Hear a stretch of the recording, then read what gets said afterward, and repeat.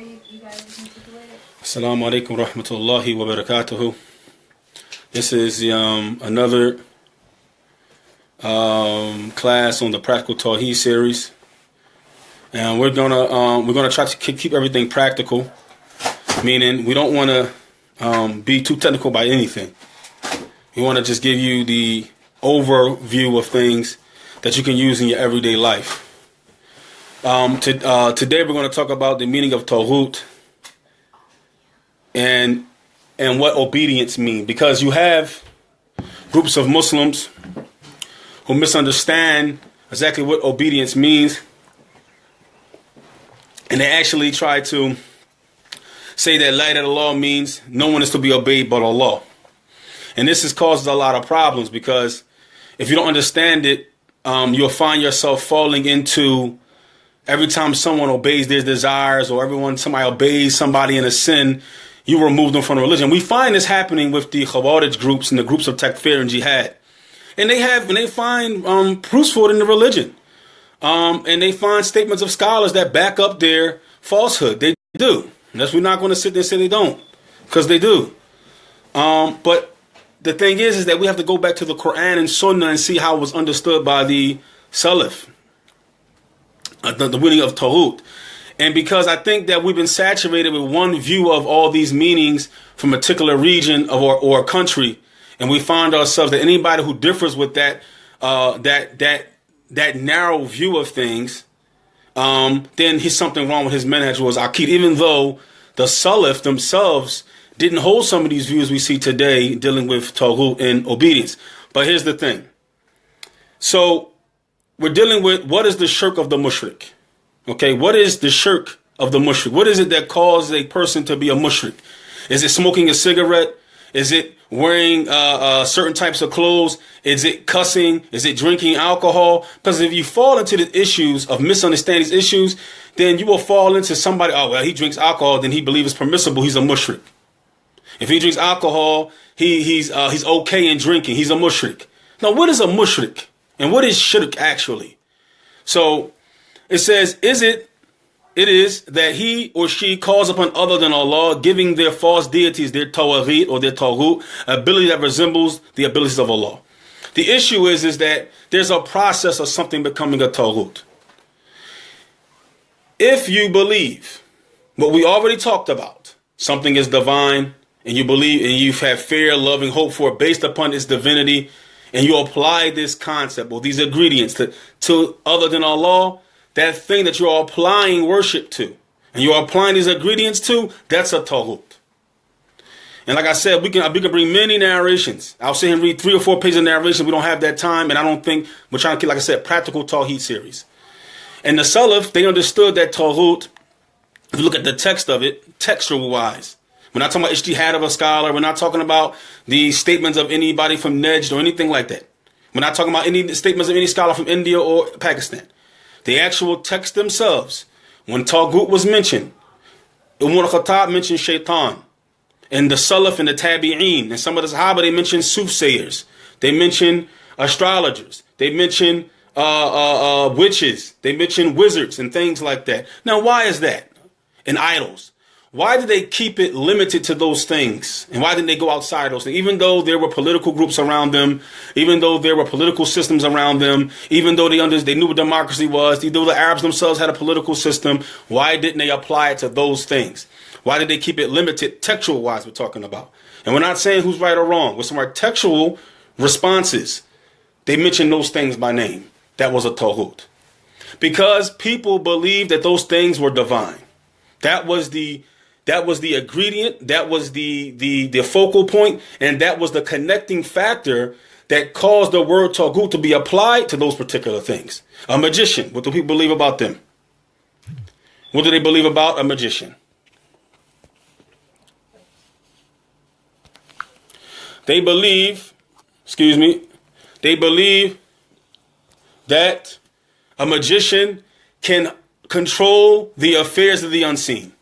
They got to believe that a magician has some type of ability that are divine in nature. That's just the reality. A soothsayer, the same thing. They believe he knows unseen affairs.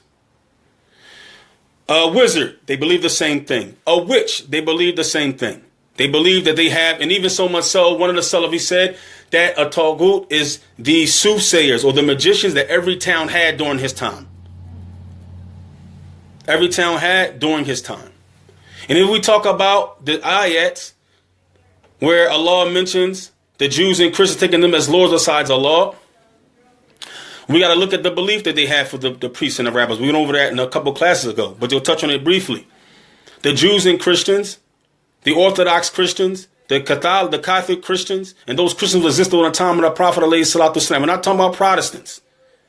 We're not talking about them. We're talking about the original form of Christianity. What did they believe about their priests? They believed their priests were Allah's replacements on the earth. That they had the ability to forgive them, to block them from entering the hellfire, and to grant them paradise. They believed that about them. Saints. So they believe that Jesus Christ himself had divinity, and he placed divinity into the church, into those priests and those rabbis. And those priests and those rabbis now can pass on that divinity to another priest. And that's why they got a priesthood. They call him Father now. Because now he becomes into that fold where they believe now he has divinity. Now he can go around and do miracles. This was the belief that they had. And that when he gave you a hukum or a ruling, that they believed that he had permission from Allah, a divine right to make that ruling. That's a Taaghoot. And the problem is things get mixed up and confused. And we start thinking that political systems become that. But they're missing the ingredients. A political system is kufr. Maybe it can be.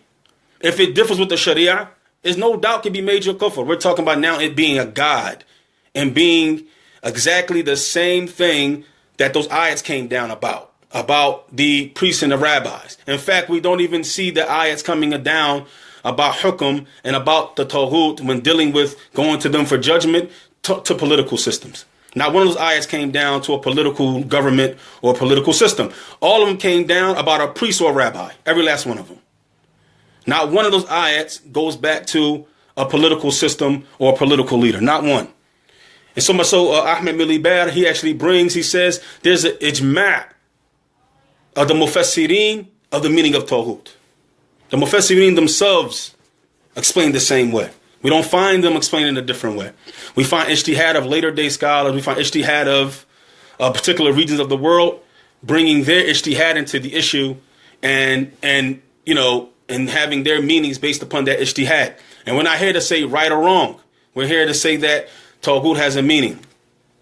He says, so, ta'li, divine in nature, qudra ilhiya, like creating, controlling the unseen and the seen to bring about harm or benefit. This is talking about divinity. In a way that we cannot perceive, hearing, seeing without means of communication, that we understand and perceive by our senses, our five senses. In Arabic, we call it asbab hissiyya. And other than that, from the attributes that only Allah has, then he or she, after giving this thing, this Taaghoot, these attributes that only belong to Allah, he or she does acts of obedience to that thing or that Taaghoot out of fear of harm and punishment from it, or likewise to seek a reward and its pleasure. And these acts of the mushrikeen are the worst, vile and repugnant, because it's shirk, is the worst crime a person can commit. And this is what the legislation calls the Taaghoot. And shaitan also is considered Taaghoot because these things are objects of worship. So the asl of the issue is shaitan. And we know that the shayateen are being worshipped because we got ayats in the Quran where Allah mentions, he says in Surah Saba, he mentions that when he asks the angels, are those the things that are those the people that were worshiping you? And they qalu subhanak. He said they were believers in the jinn.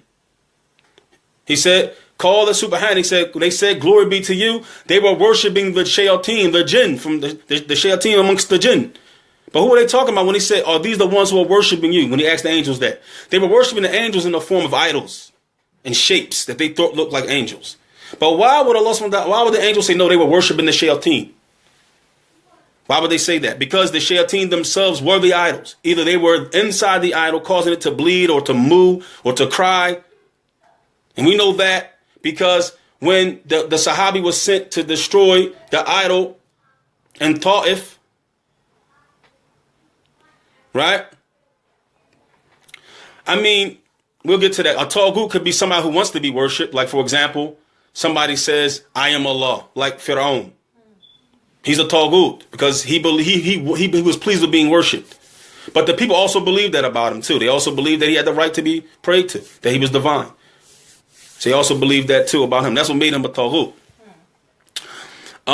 So that is the issue there with that. So people misunderstand all of these issues of divinity. Now they sent this Sahabi to this thing and he shut the tree down. Idol. He went back to the Prophet and said, you didn't do anything, go back. When he went back, it was a female jinn. It was some narrators say it was a witch who obviously works with the shayateen. And then he cut her head off and he said, now the idol was dead. Now the idol was finished. I think it was Uzza. It's finished. And that goes to show you that this ayat pointed towards the fact that the idols are the shayateen. Another one. When Allah subhanahu wa ta'ala says, when Ibrahim alayhi salam said to his father, La ta'bud ash-shaytan, inna shaytan kana li-rahmani asiyya. When he said, oh my father, do not worship shaitan, because shaitan is to the most gracious and avowed enemy, a disobedient one to the Ar-Rahman, to the most gracious. Now why did he say that to his father? What was his father outright worshiping shaitan? Was shaitan standing in front of his father? What was his people of Ibrahim worshiping? Idols, asnam, Othan, the stars and the moons, in different symbols and shapes. But they were the shayateen. Because the shayateen had either inspired them to worship it or created some type of symbolism that they were worshiping that the shaitan whispered to them in the first place. This is why shaitan is the Taaghoot. And everything that he caused to be worshipped other than Allah is also considered to be from the Tawheed. Inshallah ta'ala. So, and we'll go to this part of it, then we'll go to what Sheikh Ahmed Bari says. The next question is, why can't the false deities of the mushrikeen answer the dua? Why can't the false deities of the mushrikeen answer the dua of the creation? These false Tawaghit that they're praying to. Whether it's the sun, the moon, whether it's pictures of Jesus, whether it's the grave of Muhammad sallallahu alaihi wasallam, whatever people may be praying to and thinking that it has the same abilities of their Lord. First, we have to understand that dua, worship, it starts in the heart. Right? That's where it starts at. From the story of Yunus alayhi salam. Of the creation. Our needs and wants begin in the heart before we speak it off our tongues. And only Allah knows the secrets of the hearts. So that's the first thing. The first thing is this false God you're praying to doesn't know the secrets of your heart. So it doesn't even know exactly what you want anyway. It has to wait for you to say it. Right? The proof of this is the story of Yunus alayhi salam. When he was in the belly of the well. Because of the anger of Allah, and he called out to Allah by praising him without specifically mentioning what he wanted from Allah, which was removal from the belly of the well. And Allah's anger, but Allah said that he answered him because even though Yunus did not mention what he wanted from Allah, but Allah knew the secret of his heart, what he really wanted, the intent behind the act was he wanted out the well. So Allah knew that. So the dua started where? Inside of his chest. The actual intent behind what he wanted, right? He said, so, and answered it because of the supplication that he made in his heart, which was to be removed from the anger of Allah, as mentioned by Allah in Surah Al-Anbiya. When Allah subhanahu wa ta'ala says, verse 87 to 88, and remember when Yunus alayhi salam went off in anger, and imagine that we shall not punish him, but he cried through the darkness in the belly of the well, none has the right to be worshipped but you. Glorified be you above all what they associate as partners with you. Truly, I have been one of the wrongdoers. So we answered him and delivered him from calamity. Thus do we deliver the believers. So the issue is that when Allah said we answered him, answered what? All he did was say, La ilaha anta subhanaka inni kuntu min adh-dhalimin. He said, oh Allah, only you have the right to be worshipped. Glorified be you. I am one of the wrongdoers. And Allah said, we answered him. What did he ask Allah for? So where was the asking at? Where was it? In his heart. It was that intent. That's where it started. Right? And also, The actual reply, the actual thing that you ask for, that you're going to get in return, is a created being. It's a created being, and only Allah creates. And Allah says, "Inna Allah khalaqa kulli shay." Verily, Allah is the creator of everything. So everything that's not Allah is created. And how can these false deities bring about what you ask for when they don't have the ability to create in the first place? And Allah subhanahu wa ta'ala, He says, "Lo sami'u mustajabu lakum." If Allah allowed them to hear your call, they couldn't reply. Why not? Because the ability to bring about what you want and to create something from nothing, those false deeds don't have that ability. And the actual response to your dua, the domino effect, to bring about all the asbab, all the reasons and means that things happen, to bring about what you ask for, it's a created environment that's controlled by the one who created it. And those Taghoots and those false deities are created beings. And they themselves don't have the ability to bring about exactly what you want because they can't create. They cannot create.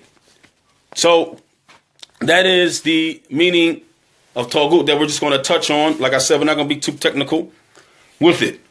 So the issue of a Taaghoot is when you apply the 4 ingredients: divinity, fear, love, and hope, and you'll take those ingredients and that concept, and you'll apply it to other than Allah, and then you start to do acts of obedience based upon that belief, based upon that divinity, based upon fear, love, and hope. When you do that, the thing that you're doing it to that's not Allah is a Taaghoot. Is a Taaghoot. Plain out and simple. There's no ikhtilaf on that. But amongst the scholars, there's no ikhtilaf in that foundational principle. That to believe something is divine and to do acts of worship for that thing that's not Allah, that's a Taaghoot. There's some ikhtilaf and stuff that comes after that, but there's no difference of opinion about that's a Taaghoot. Hands down. So now let's get into the issue of obedience. And we're going to try to make this, we don't want it too long. To obey other than Allah. Those who say from the Khawarij, and those who say from Ahlul Bid'ah, the people of innovation, like the ISIS and Al-Qaeda, the Qutbiyin, the Hizbiyin, the Takfiriyin, the Ikhwaniyin, all of them, they all say that La ilaha illallah means none has the right to be obeyed but Allah. Only Allah can be obeyed. So if you obey something that's not Allah, then now that thing is you're worshiping it and you're a disbeliever. That's where it leads to. Now, how do the Ahlul Sunnah understand this? Because the meaning of La ilaha illallah is none has the right to be worshipped Allah. We know that. The text pointed out and the text established that. Let's bring some proofs against this statement of innovation. It says, على هذا أساس حكموا بالكفر على المسلمين الذين أكرمهم الله بالإيمان وأعلن في محكم كتابي أنه تقبل منهم ذلك. He said, with this understanding that La ilaha illallah, right, means that none is to be obeyed but Allah. He said, with this principle they're going to use, then you're going to make takfir of a lot of Muslims. You're going to remove a lot of Muslims from Islam. The Muslims who Allah gave them Iman, who Allah has said they have Iman, who Allah said that they said La ilaha illallah Muhammadur Rasulullah, we don't go with the inside. We take that statement and we give that person Iman until we see something different other than that. So, the proof is that a Muslim may be in a situation where he has to obey other than Allah or be underneath a system that establishes the rule other than the rule of Allah, based upon applying principles that are the obedience to other than Allah, that this person still is a Muslim. How do we know that? Allah subhanahu wa ta'ala says, as Shaykh Ahmed Milibad, he said, ضرب الله مثلا للذين آمنوا امرأة فرعون إذ قال ربي ابني لي عندك بيت في الجنة ونجي من فرعون وعمله ونجي من القوم الظالمين. Allah subhanahu wa ta'ala says, we're going to give you an example to those who believe about the wife of Fir'aun. When she said, her name Asiya, she said, oh my Lord, build for me a house in paradise and save me from Fir'aun and his evil actions, and save me from an oppressive people. Surah At-Tahrim, verse 11. Surah At-Tahrim, verse 11. The Sheikh now is going to bring a benefit from this ayat. He said, لا شك أن امرأة فرعون عاشت مطيعة أوامر زوجها وقوانين حكومته ومع ذلك جعلها الله مثلا للمؤمنين. He said, listen to this. He said, there's no doubt that the wife of Pharaoh lived in his obedience as his wife, to his commands. And she lived underneath the obedience and underneath the rule of his government, which was no doubt about it in total disobedience to Allah and his messenger. But Allah said he built for her a house in Jannah, even though she stayed underneath the obedience of her husband, who was a Taaghoot. He believed he was divine and people worshipped him. And his government was oppressive and ruled by other than what Allah revealed. But she still stayed underneath that government, underneath the obedience of her husband. And Allah still said he built her a house in Jannah, and he made her an example for the believing men and women. But according to the Khawarij, according to those extremists, they say letter of law means there's no one to be obeyed but Allah. If that's the case, then Asiya, then Allah lied. A'udhu billah. Because Asiya would have been a kafir. Asiya would have been removed from Islam with that principle. That's why we got to be very careful about these things. This is very careful. Because now we got to say she stayed in obedience of the Taaghoot. I'm talking about Pharaoh was a Taaghoot. I'm talking about his government, his laws. Because if his laws also should have been Taaghoot according to the principle that Taaghoot can be a political system, then she was obeying her husband and underneath his government, which both of them were Taaghoot according to that principle. And then how is she still a Muslim? How is she still somebody that Allah made an example for us? If she stayed in obedience of two Taghoots, his political system and her, and him. So then, this is what the Shaykh is bringing. He said, فالحمد لله على هذا تيسير والتخفيف ومعروف للجميع ما ذكر الله لنا عن يوسف. Now, the Shaykh is going to bring the example of Yusuf alayhi salam. من طلبه قبوله ووظيفة تحت الملك الكافر. Now those who say, oh, those who live in America, those who stay in obedience of that government, those who stay in those lands that rule by other than law revealed, they in the lands of the Shayateen, they in the lands of the Tawheed, it removes you from Islam. Then why did Yusuf alayhi salam, not only did he work for a non-Muslim government, he asked for that position. And we know a messenger would not have asked, would not have made that type of major move except that it was revealed from Allah. So now you're saying that Allah himself commanded Yusuf to obey and be underneath the Taaghoot. That government that existed at the time, which was not a Muslim government, they definitely ruled by other than Allah revealed. So Yusuf alayhi salam was underneath the rule, and he worked within the rule and the system of a Taaghoot. And he still was a messenger. As far as they're concerned, that principle, then Yusuf should have been a non-Muslim, a kafir, according to the position that whoever obeys other than Allah is a kafir. And whoever says that political systems are gods, and if you obey it, now you're a kafir, and that political system is a god, and then Yusuf should have been worshiping other than Allah subhanahu wa ta'ala, according to that. So, and his ruler was a kafir. His ruler definitely was not a Muslim. كما يعرف الجميع أن رسول الله صلى الله عليه وسلم بعض جماعة من الصحابة إلى حبشة يطلبون آمن ولم يعلموا هناك انقلابا ثوريا ضد النجاشي. And we know that the Messenger of Allah sallallahu alaihi wasallam, he sent his Sahaba to live in Habisha, Ethiopia, underneath a Christian king who did not rule by Islam, who ruled by other than Islam, and ruled by shirk and kufr. No doubt about it. He was upon shirk, and he definitely, what he was ruling by wasn't Sharia. So if it wasn't Sharia, it was disbelief. But the Prophet ﷺ never mentioned him as a Taaghoot, or what he was ruling by as a Taaghoot, because they were not being worshipped. His people didn't believe him to be divine, and they were not worshiping him. And nor was his political system considered to be a Taaghoot. And also the Sahaba didn't speak out against him. They didn't call them fools and idiots like we do with Trump, stepping outside the bounds of Islam.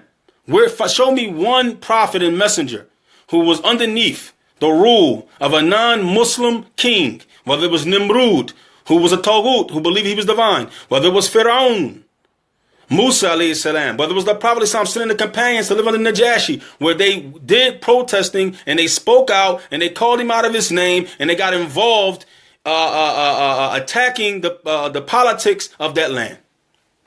Show me. Show me that behavior in the way of the Salaf. Show me. Because those kings like Nimrod was worse than Trump. Pharaoh was worse because Trump is not being worshipped. He's not saying I'm a God. He's not saying I'm divine. He's not saying I'm your Lord. He's not saying I can bring the dead and kill and bring back the living. He's not claiming divinity. So he's nowhere near worse as they were. He's not saying build me a tower so I can look up at the Ilah of Musa. He's not saying I'm your Lord Most High. And I'm not defending the man. Because it doesn't matter to me. I don't care who's in charge. Because I have to be in charge of my family and my flock. I make dua that Allah makes him not oppressive and destructive to his people. That may he be an ease or mercy for the people of America. Not may he be a destruction for them. That's what we need to be saying. Because we live here. But we get in our racial bag and we get into our tribalism and we fall into things that we shouldn't be falling into. So we don't see them dealing with Najashi, the king of Ethiopia, in that way. We don't see that. We don't. Where is that? Where is they call him a Taaghoot? Where they call him that? And he became a Muslim. He died ruling by that so-called Taaghoot system. And he still, the Prophet prayed over him. You know, from a distance. You know, he never met him, but he paid the people to pray the janazah prayer for him over somebody that died ruling by other than what Allah revealed. But according to that principle, then what he was ruling by was a God and Taaghoot. How he still Muslim? How he got Islam ruling by Taaghoot? We just got to be careful. Make sure that we're sticking to these understandings. It says, Bel Ashu Mutamani'ina Hadiyin. But they lived in his country in comfort, in ease. You don't find them making problems in Ethiopia. Why are the Muslims making problems in America? وعلى هذا أساس حرفوا معنى آيات التي جاءت فيها أمر بعبادة الله والنهي عن عبادة غير الله. He said, with this, we find that the meaning of worship and shirk and ibadah is now changed from its original meaning. It goes into a political sense now. Now it becomes political. Now you can mess. And what the danger of it is that when you make it political, now Muslims aren't Muslims anymore. Revolutions happen. Overthrows happen. Coups happen.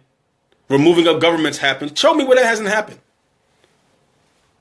The youth call the government a Taaghoot, and then they rebel against him.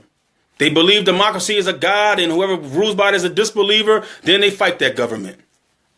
And they remove the government. Then we have 10, 15, 20 years of overthrows and revolutions inside the lands of the Muslims. Millions of Muslims are dead behind an idea, behind a concept that has nothing to do with the Salaf. They didn't have these concepts. We don't find them called a Hajjaj ibn Yusuf a Taaghoot. And he killed companions. That's ruling by other than Allah revealed. He killed them. We have Imam Ahmed's leader who said the Quran was created. It wasn't called a Taaghoot. That's ruling by other than Allah revealed, people. And he imprisoned the scholars of Islam and beat them and murdered some of them. We just have to look at the whole picture and not get narrow-minded.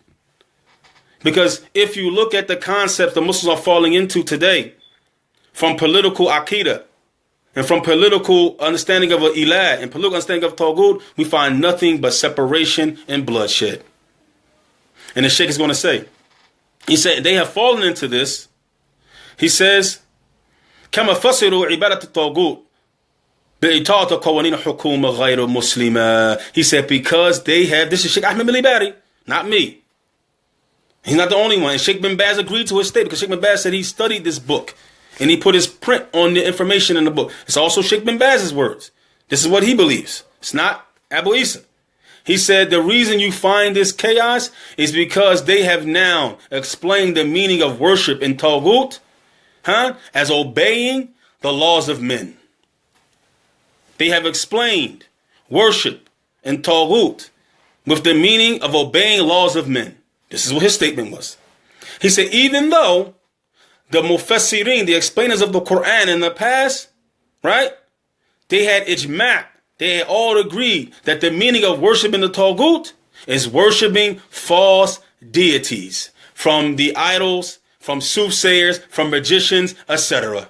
He said there's an agreement in the original tafsir of the Quran, Qurtubi, Tabari, the Sahaba, the Tabi'in. They had ijma' on the meaning. We don't see this political meaning with them. We only see it when? Starting maybe 200 years ago. That's the only time we see it. We don't see it before that. We don't see it in the books of the Salaf. We only see it till maybe 200 or so years ago. We seen the beginnings of it, the ramblings of it. And then it caught a hold in a particular region of the world, and they gave that to the rest of the world. And if you don't agree with that position, then your Salafi is in question, and then you tripping, you're going against the scholars and this and that. But what about the scholars who don't agree with them? The dozens and dozens and dozens and dozens and dozens and dozens of scholars, past and present, who do not agree with that position. So I could say the same for you, who have that position, that you're going against the scholars. So when we say the scholars, we just mean the scholars from a certain part of the world. When we say the scholars, it just mean a certain race of scholars in a certain area or region of scholars. That's what we mean when we say that, unfortunately. So, and he said, He said, in these statements that they have, in this belief, he said it's extremism from them in the religion of Allah. And the religion of Allah is free from it. He said, and what we see, he